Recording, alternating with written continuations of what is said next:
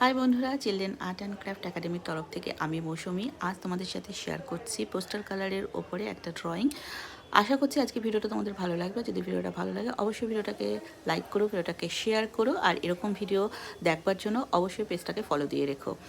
তো চলো ভিডিওটা দেখতে থাকো, আর কীরকম হলো অবশ্যই কিন্তু কমেন্ট করে জানিও।